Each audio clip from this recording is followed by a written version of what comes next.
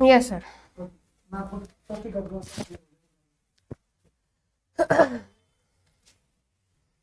Hello students, मैं पायल Soni from exam हट YouTube channels.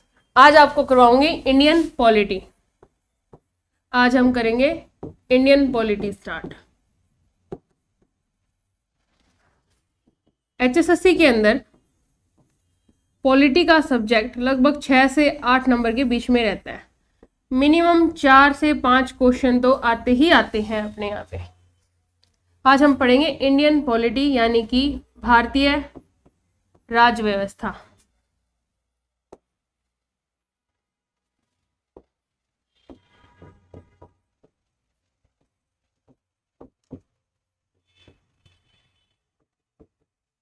भारतीय राज व्यवस्था यानी इंडियन पॉलिटी। इसमें हम पढ़ेंगे राज व्यवस्था में राजनीति नहीं, राजशास्त्र पढ़ेंगे, यानी कि संविधान में जितने भी संवैधानिक पद है, जैसे राष्ट्रपति है, प्रधानमंत्री है, सीएजी है, इन सभी के पदों का काम है। ये सारी की सारी चीजें हम इसमें पढ़ेंगे। हम मूल रूप से इसके अंदर पढ़ेंगे भारतीय संविधान, आर्टिकल्स है, अनुच्छेद है, यानी कि भाग है, ये सभी चीजें हम पढ़ेंगे इसके अंदर। आज हम स्टार्ट करेंगे।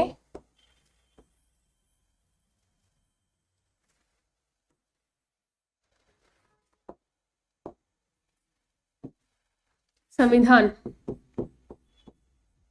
जैसा कि आप सभी जानते हैं, हमारा संविधान कब लागू हुआ था? 26 जनवरी 1950। लेकिन संविधान हमारा 26 जनवरी 1950 को नहीं, 26 नवंबर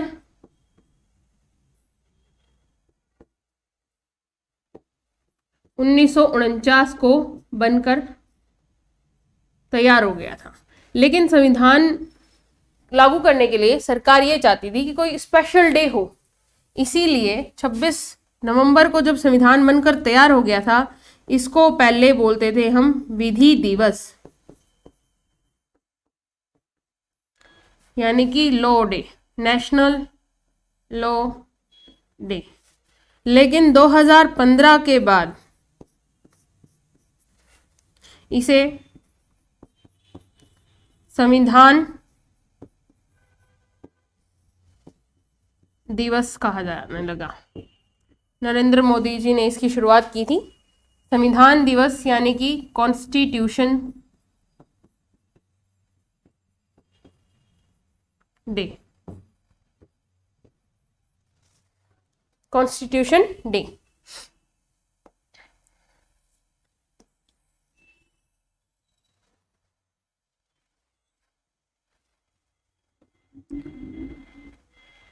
छब्बीस जनवरी को हमारा संविधान लागू हुआ।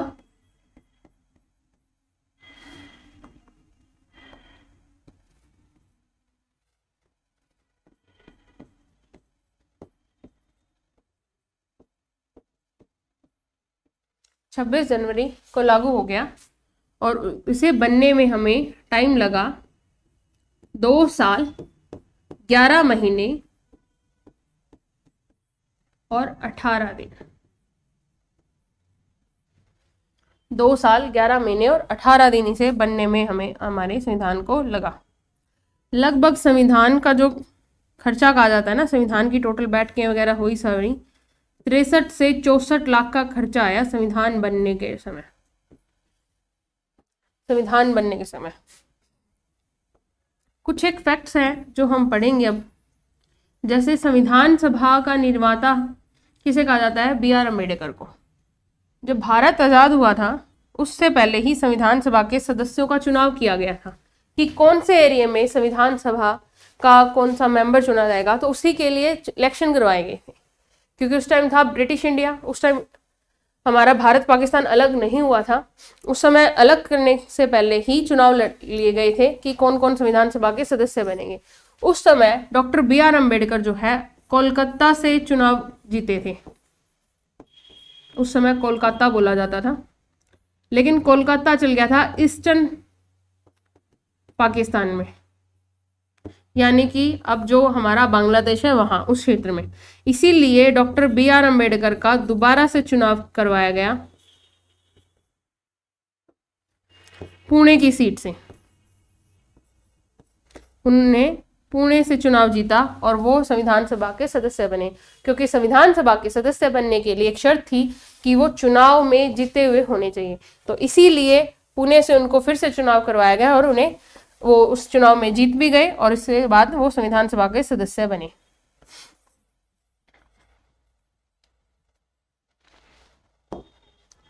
संविधान है क्या और इसकी क्यों आवश्यकता पड़ी? संविधान सम प्लस विधान इन दो शब्दों से मिलकर बना है। सम का मतलब है इक्वल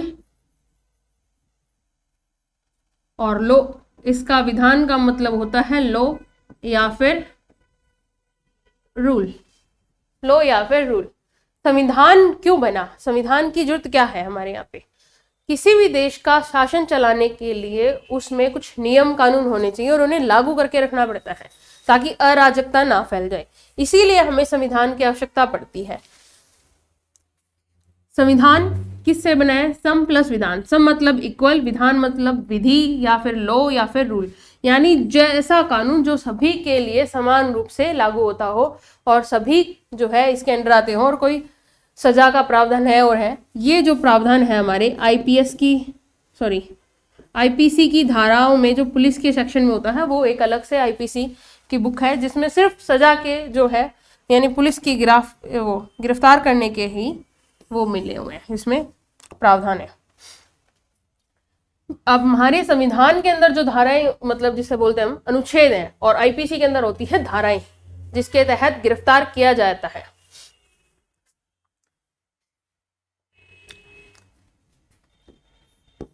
संविधान के निर्माता जो है वर्ल्ड लेवल पे है जेम्स मैडिसन।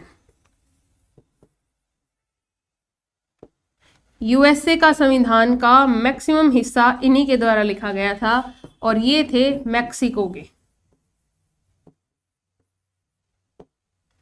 और हमारे भारत के कौन है? Doctor B R Ambedkar. इन्हें बोलते हैं हम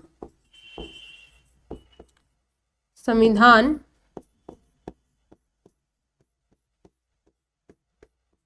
निर्माता। ये है हमारे संसार के संविधान निर्माता या संविधान पिता और हमारे हैं बी आर अम्बेडकर, भारतीय संविधान के फादर।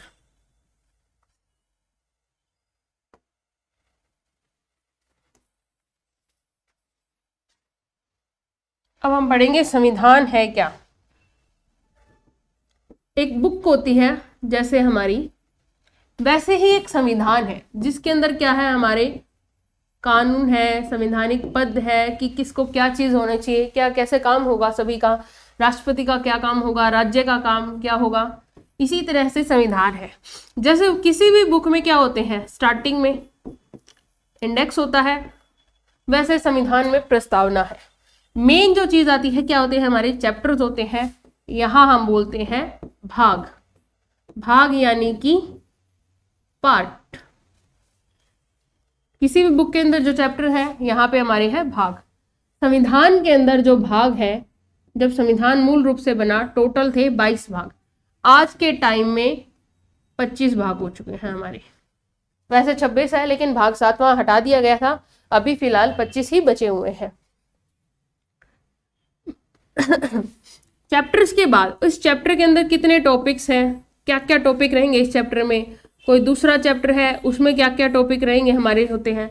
यानी कि चैप्टर के अंदर जो हमारे टॉपिक्स होते हैं किसी एक चैप्टर के अंदर, तो वो इसी एक भाग के अंदर हम हर एक भाग में कुछ अनुच्छेद मिलते हैं हमें यहाँ पे।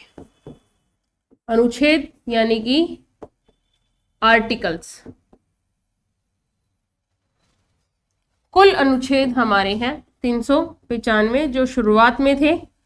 अभी जो है हमारे 470 हो चुके थे 2020 तक, लेकिन इसमें से 3 आर्टिकल्स कृषि बिल के थे जो अब रद्द हो चुके हैं, तो टोटल 4, 6, 7 ही बचे हुए हैं हमारे। ठीक है, नेक्स्ट आता है कुछ ऐसी चीजें जो चैप्टर्स में नहीं होती, वो क्या होती हैं, एक्स्ट्रा पॉइंट होते हैं हमारे। एक मिनट, कुछ चीजें ऐसी जो एक्स्ट्रा पॉइंट्स होते हैं जिन्हें अपडेट करना आसान हो, उनके लिए हमारे यहाँ पर यूज होती है अनुसूचियां, शेड्यूल्स।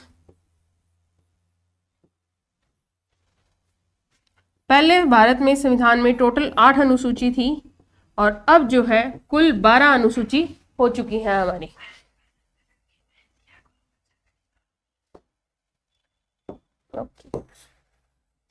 अब आज हम जो पढ़ेंगे वो अनुसूचियां पढ़ेंगे, 12 की 12।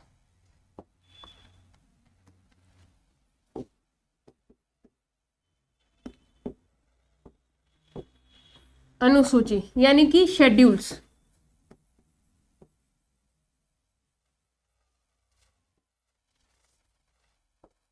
शेड्यूल्स के अंदर हमारे पास कुल 8 अनुसूची जो थी स्टार्टिंग में थी। सबसे पहले अनुसूची, आप ट्रिकली याद करेंगे, आपको साथ के साथ याद भी हो जाएंगी। सबसे पहले कोई भी व्यक्ति हो, कोई भी हो, आप क्या करते हैं, सबसे पहले अपनी बुक पे क्या होगा, सबसे पहले अपना नाम लिखेंगे। तो हम अनुसूची 1 में भी क्या करेंगे, एक तरह से हमारा नाम ही होगा। यानी कि अनुसूची 1 में क्या है, राज्यों व यूनियन टेरिटरी यानी केंद्र शासित प्रदेश के नाम, कि भारत में कुल कितने राज्य हैं हमारे, अब वर्तमान में 28 राज्य हैं और यूनियन टेरिटरी कितनी है, 8 यूनियन टेरिटरी है। राज्य लगभग सभी को याद होते हैं। हम बात कर रहे हैं यूनियन टेरिटरीज की। टोटल यूनियन टेरिटरीज जो है हमारे पास 8 है। जम्मू एंड कश्मीर, जम्मू एंड कश्मीर की 2 राजधानी है, श्रीनगर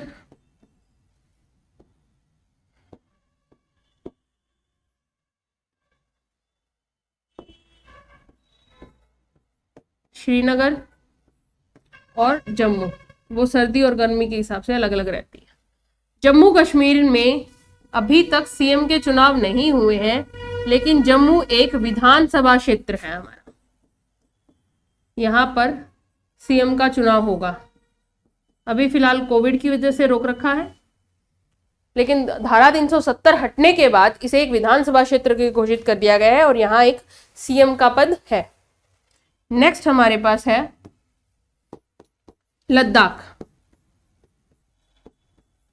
लद्दाख क्षेत्र को ऊपर वाला जो हिस्सा है हमारे यहाँ पे, यहाँ जैसे पीओके है और यहाँ पे जो एरिया है वो सीओके यानी चाइना ऑक्यूपाइड कश्मीर है, यहाँ पीओके है। और जो ये पूरा एरिया था यहाँ पे, इसको काट कर इस साइड तो बना दिया जम्मू, और ये जो एरिया है इसको लद्दाख का नाम दे दिया। हमारी सरकार ने क्या है, जो मुद्दा था हमारे पाकिस्तान कश्मीर चाहिए, उसका नाम ही चेंज कर दिया और नाम क्या रख दिया, लद्दाख रख दिया। भाई मुद्दा जो आएगा वो कश्मीर तो इतना सा है, अब वो है लद्दाख क्षेत्र।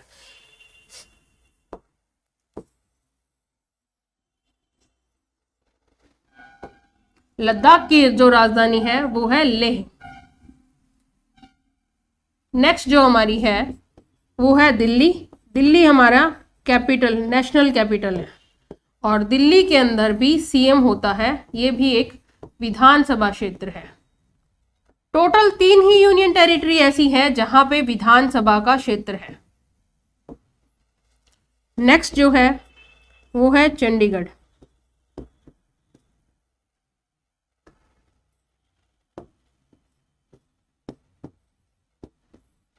चंडीगढ़ हरियाणा पंजाब का मिक्स पार्टीशन है।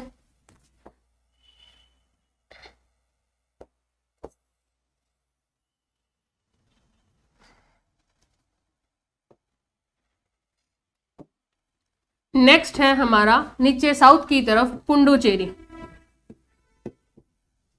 पुडुचेरी भी एक ऐसा क्षेत्र है जहां पे सीएम का पद होता है। ये भी एक विधानसभा का क्षेत्र है।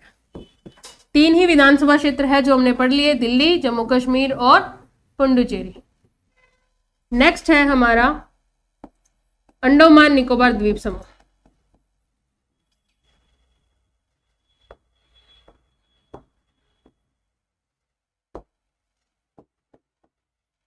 अंडमान निकोबार। इसकी जो राजधानी है वो है पोर्ट ब्लेयर।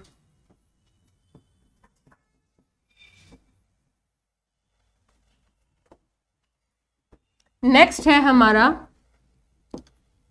लक्षद्वीप, जो समुद्र के एरिया में है हमारा। और इससे नेक्स्ट जो है दादर नागर हवेली व दमन एवं दीव। ये दोनों ही क्षेत्र पास पास में है।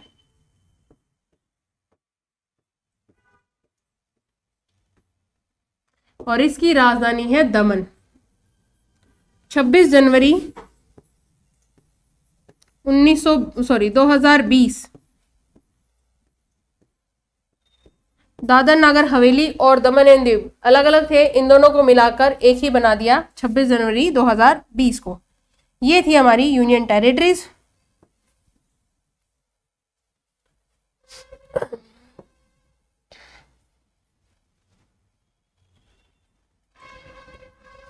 नेक्स्ट हमारी है अनुसूची 2। अनुसूची 2। अब 2 को हम इंग्लिश में हिंदी में बोलेंगे 2, तो इसे याद रखो, पैसे दो, सैलरी दो, वेतन दो। सबसे पहले क्या चाहिए?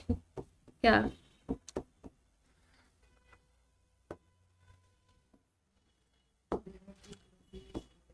पैसे दो, सैलरी। तो अनुसूची 2 में जो है हमारे संवैधानिक पदों के सैलरी का वर्णन है। संवैधानिक पदों का वेतन।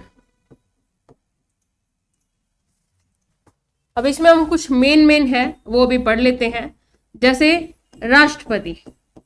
राष्ट्रपति का वेतन होता है हमारा सबसे ज्यादा 5 लाख रुपए। नेक्स्ट है उपराष्ट्रपति। उपराष्ट्रपति जो है राज्यसभा का सभापति होता है, यानी राज्यसभा का अध्यक्ष भी होता है।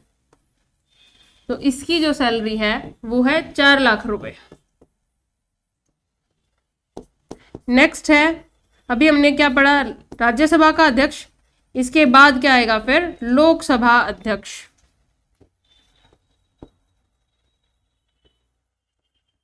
लोकसभा के अध्यक्ष की भी हमारी सैलरी आती है 4 लाख रुपए।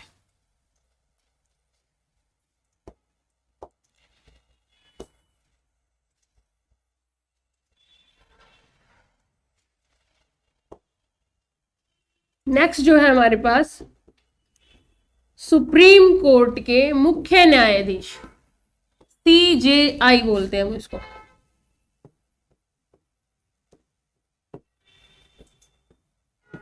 Chief justice of India. इनकी जो सैलरी होती है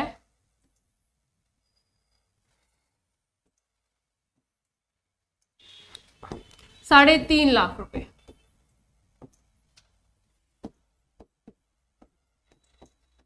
राज्यपाल की भी 3.5 लाख रुपए होती है। नेक्स्ट आता है हमारा जो हाई कोर्ट के मुख्य न्यायाधीश होते हैं।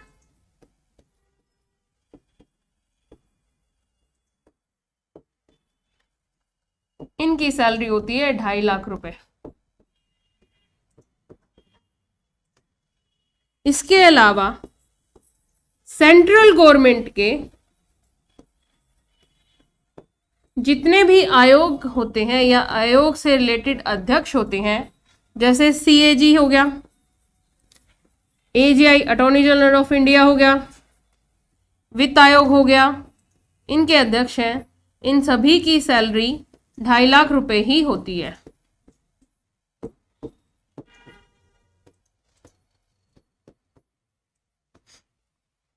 ये थी अनुसूची 2 हमारी। इसके बाद आती है नेक्स्ट अनुसूची 3, शेड्यूल 3।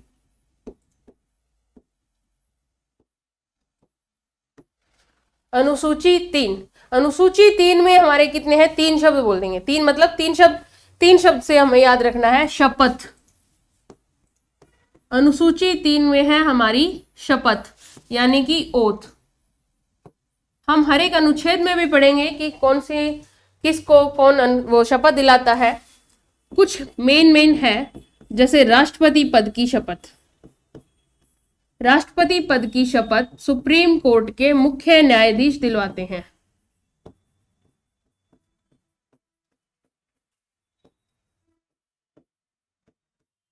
सुप्रीम कोर्ट के मुख्य न्यायाधीश। राष्ट्रपति के बाद आता है उपराष्ट्रपति का पद। उपराष्ट्रपति को राष्ट्रपति दिलवाते हैं शपथ।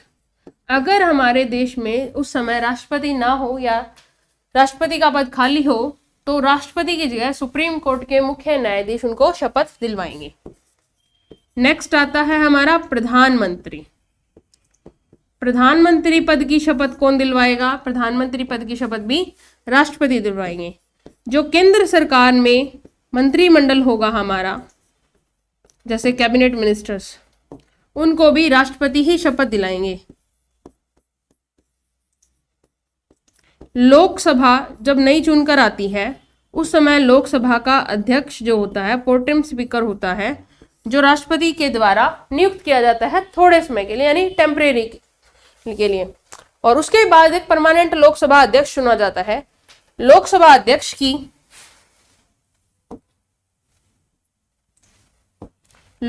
अध्यक्ष की कोई शपथ नहीं होती, क्योंकि ये क्या होता है, लोकसभा का सदस्य भी होता है। अलग से कोई शपथ नहीं होती, सिर्फ एक अध्यक्ष चुना जाता है। क्यों? क्योंकि ये लोकसभा का सदस्य होता है हमारा, तो इसलिए वह लोकसभा के सदस्य के समय ही शपथ ले लेता है। जो भी राज्यपाल होते हैं हमारे, हर एक राज्य का, उन राज्यपाल को शपथ दिलाते हैं हाई कोर्ट के मुख्य न्यायाधीश, और जो सीएम का पद होता है उसको दिलाते हैं हमारे राज्यपाल। और राज्यपाल पद की शपथ कौन दिलाएगा? हाई कोर्ट के मुख्य न्यायाधीश।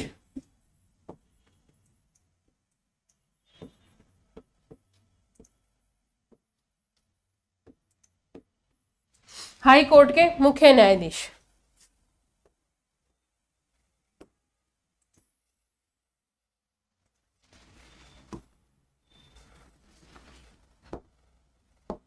नेक्स्ट है हमारी अनुसूची 4।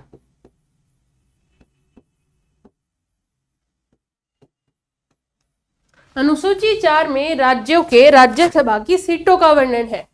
अगर कोई राज्य अलग होता है या नए राज्य का निर्माण होता है, तो उसकी राज्यसभा की सीटों में चेंजेस जो होते हैं उनमें ज्यादा अपडेशन ना करनी पड़े, इसलिए जो है राज्यसभा की अनुसूची 4 में उनका वर्णन है। भाग 1 के अंदर इसका वर्णन भी है।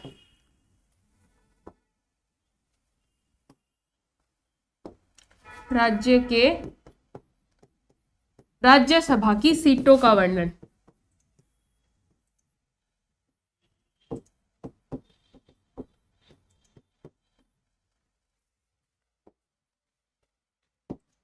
नेक्स्ट जो है हमारी अनुसूची 5। अनुसूची 5 में है एससी। 5 ऐसे लिख रहे हैं हम, 5 को एस की तरह बना के ध्यान रखेंगे हम। एससी एसटी का वर्णन।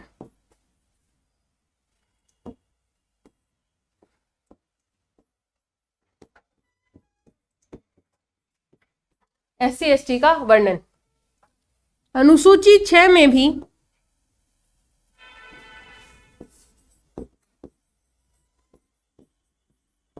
अनुसूची 6 में भी है तो एससी एसटी का वर्णन, लेकिन किसके लिए है? विशेष राज्यों के लिए।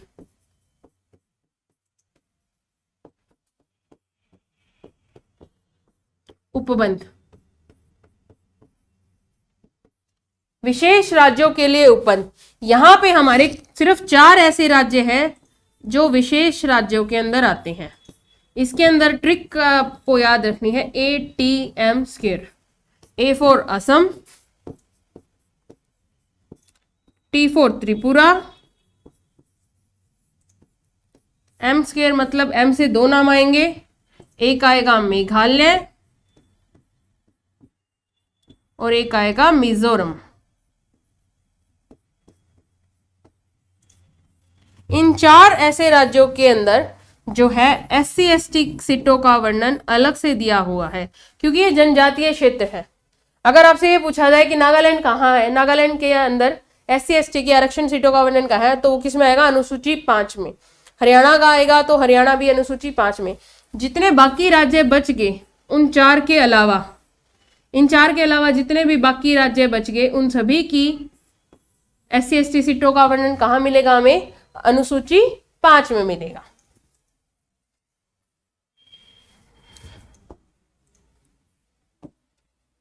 आगे हम करते हैं अनुसूची 7।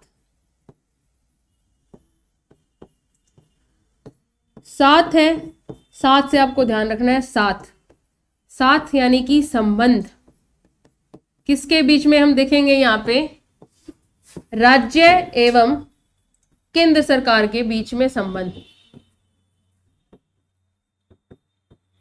राज्य एवं केंद्र सरकार की शक्तियां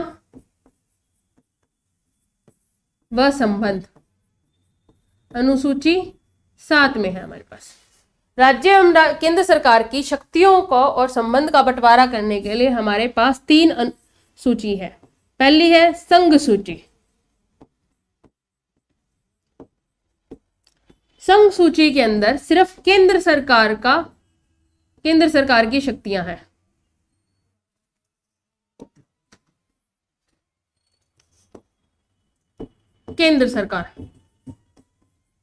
केंद्र सरकार के पास स्टार्टिंग में थे 97 विषय, अब हो चुके हैं 100 विषय जिन पर केंद्र सरकार कानून बनाती है।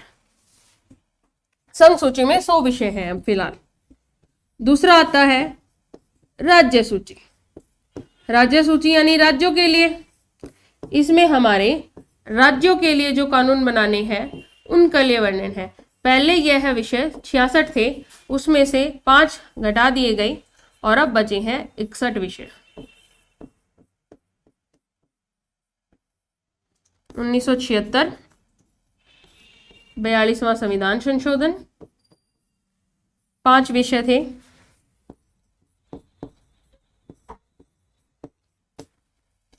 जनसंख्या,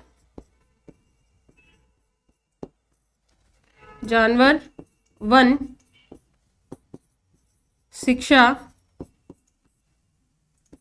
और नापतोल विषय। ये जो 5 विषय थे हमारे, इन 5 विषयों को राज्य सूची से हटा दिया गया और कहाँ गए, ये तीसरी अनुसूची के अंदर गए। अब हमारे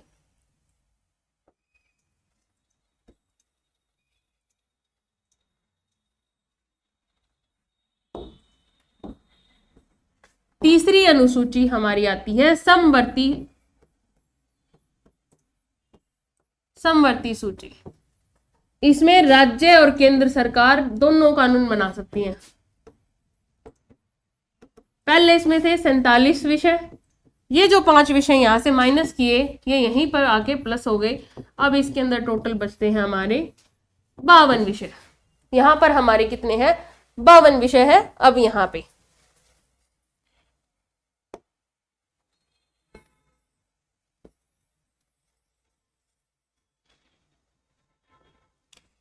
राज्य सूची और संघ सूची यानी कि दोनों किसको दर्शाती है, शक्तियों को दर्शाती है। जो शक्तियां हैं ये कहाँ से ली गई है, हमारी कनाडा से ली गई है। और समवर्ती सूची क्या दर्शाती है, संबंध दर्शाती है राज्य और केंद्र के बीच में। और ये कहाँ से ली गई है, ये ली गई है हमारी ऑस्ट्रेलिया से।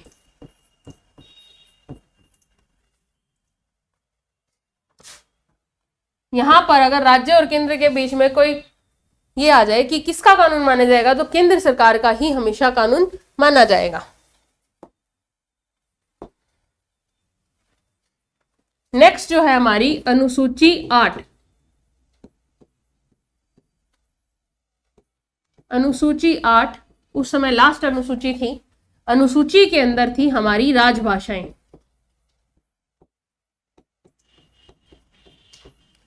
टोटल जो है 14 भाषाएं ऐसी थी जो स्टार्टिंग में हमारी संवैधानिक दर्जा था जिनके पास। उसके बाद वर्तमान में अब जो है 22 भाषाएं हैं हमारे पास।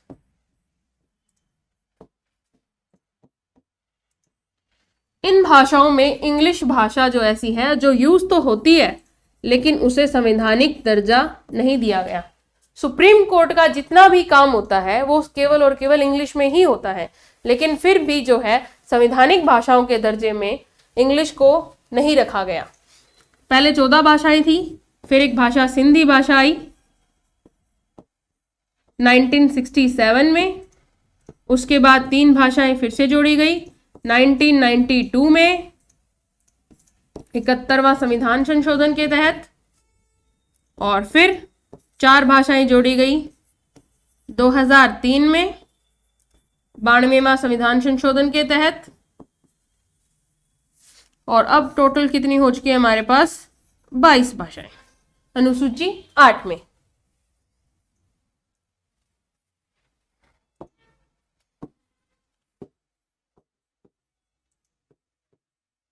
अनुसूची 9 1952 में पहला संविधान संशोधन हुआ था और ये जोड़ी गई थी। इसके अंदर आते क्या है? इसके अंदर आता है ऐसे विषय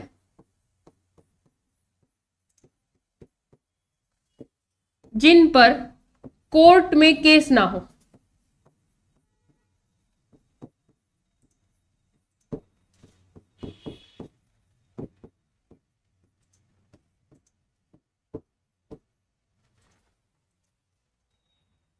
कोर्ट में केस नहीं हो सकता। इसे बोलते हैं न्यायिक पुनर्वलोकन।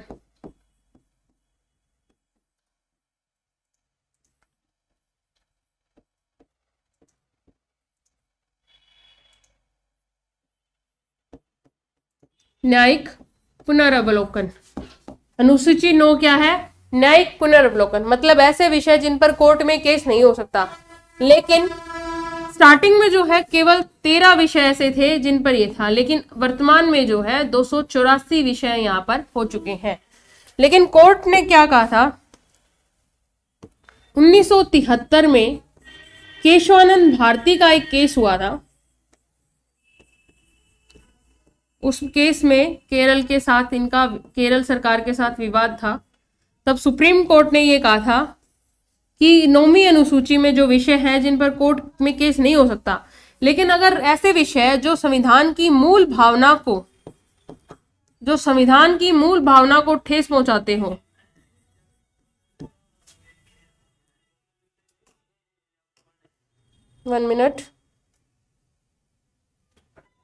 जो संविधान की मूल भावना को ठेस पहुंचाते हो, ऐसे कानून, ऐसे जो नियम होंगे उनके ऊपर 9वीं अनुसूची में भी अगर कोई विषय है तो भी उसके ऊपर जो है कोर्ट में केस लड़ा जा सकेगा।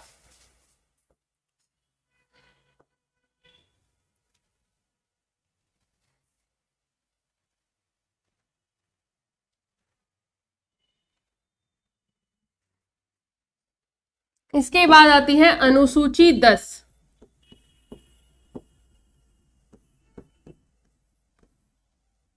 आप 10 लिखोगे, 10 से याद रखोगे दल, 10 से दल, दल बदल विरोधी कानून। दल बदल विरोधी कानून जो है अनुसूची 10 में रखा गया है। 1985 में 52वां संविधान संशोधन।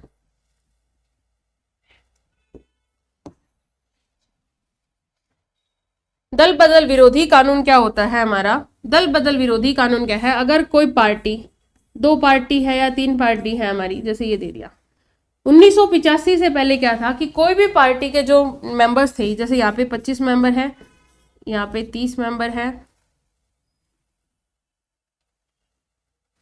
यहाँ पे 25 है, यहाँ पे 30 है, यहाँ पे मान लीजिए हमें 15 है। अगर सरकार बनाने के लिए उसको 35 मेंबर की जरूरत है तो उसने क्या कहा कि इधर से बुला लिया, आ जाओ इधर, मैं 2 करोड़ दे दूंगा, तो मेंबर आ गई। और इधर वाले बोले मैं 5 करोड़ दे दूंगा, इधर आ जाओ। इधर वाले बोले मैं 7 करोड़ दे दूंगा, इधर आ जाओ। तो मेंबर्स का क्या है, इधर से इधर, इधर से इधर पार्टी में बदलना रहता था। तो इसी चीज को कानूनी रूप देने के लिए दल बदल विरोधी कानून लाया गया। इसमें क्या कहा गया कि अगर 2/3 सदस्य एक साथ पार्टी छोड़ते हैं, 2/3 सदस्य अगर एक साथ पार्टी छोड़ते हैं तो उनकी सदस्यता रद्द नहीं की जाएगी, अदरवाइज वरना उनकी सदस्यता को रद्द कर दिया जाएगा।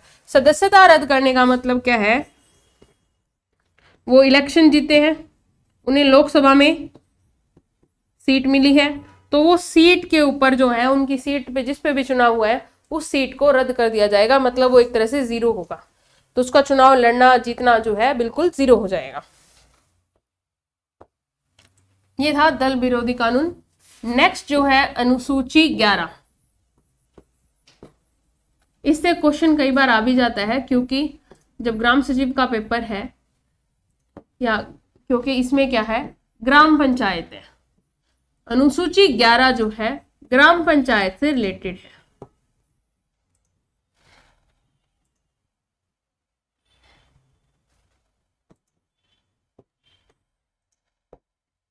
ग्राम पंचायत से जितने भी कानून है वो इसमें है। 1992 में 73वां संविधान संशोधन, 1992 में 73वें संविधान संशोधन के तहत इसे शामिल किया गया। लेकिन 24 अप्रैल 1993 ग्राम पंचायत को संवैधानिक दर्जा दिया गया।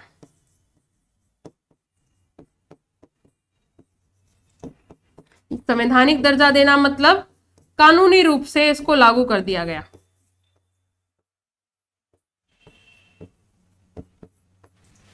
इसीलिए हम 24 अप्रैल को राष्ट्रीय पंचायत दिवस भी मनाते हैं।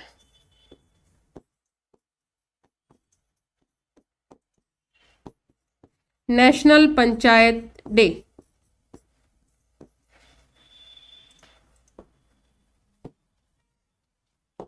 ग्राम पंचायत जो है राज्य के नीति निर्देशक तत्वों में आर्टिकल 40 में रखा गया था, और इस आर्टिकल को गांधी जी का आर्टिकल भी बोला जाता है, आर्टिकल 40 में। उसके बाद काफी लंबी प्रोसेस के बाद, काफी लंबी लड़ाई के बाद 1992 में इसको संवैधानिक दर्जा दिया गया। उससे पहले ये संवैधानिक दर्जे में नहीं थी। 24 अप्रैल को ये लागू हुई, इसीलिए इसको राष्ट्रीय पंचायत दिवस बोलते हैं, राष्ट्रीय पंचायत दिवस या नेशनल पंचायत डे। ग्राम सभा के लिए भाग 9 के अंदर आर्टिकल 243 ए से लेकर ओ तक टोटल 16 आर्टिकल जोड़े गए, और इसके अंदर टोटल 29 विषय रखे गए जिन पर ग्राम सभा यानी ग्राम पंचायत कानून बना सकती है। यह थी हमारी अनुसूची 11। इसके बाद नेक्स्ट हम करते हैं हमारी लास्ट अनुसूची, अनुसूची 12।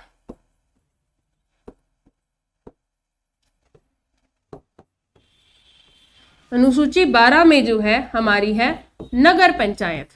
नगर पंचायत भी बोल देते हैं और कई जगह इसको नगर पालिका भी बोल देते हैं। नगर पंचायत जो है हमारी, ये भी 1992 में ही जोड़ी गई, और इसके लिए किया गया था 74वां संविधान संशोधन। इसके अंदर टोटल 18 विषय जोड़े गए। इसमें जोड़े गए टोटल 18 विषय। ग्राम पंचायत व नगर पंचायत दोनों ही त्रिस्तरीय प्रणाली अपना रखी है हमने।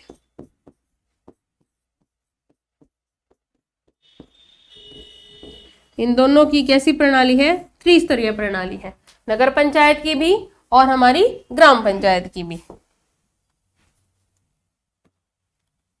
नगर पंचायत के अंदर टोटल 18 विषय थे। भाग 9A को जोड़ा गया और इसमें 243 ओ तक वहां खत्म हो गया था, इसके बाद यहाँ पे होता है पी स्टार्ट, और 243 ZZ 18 आर्टिकल्स थे लगभग, ये जोड़े गए हमारे। ये अनुसूची 12 थी हमारी। हमने पढ़ा संविधान। संविधान के अंदर कितने भाग है? टोटल 22 भाग है। वर्तमान में कुल कितने हो चुके हैं? 25 है। और हमारे अनुच्छेद है 395 और अब कितने हो चुके हैं? 467। और अनुसूची पहले कितनी थी? 8 और हम कितनी है? 12। आपको 12 की 12 अनुसूची आपको याद करवा दी है। तो आई होप आप सभी को समझ आ गया होगा। चैनल को लाइक करिएगा, सब्सक्राइब करेंगे और शेयर भी करेंगे। So thank you students.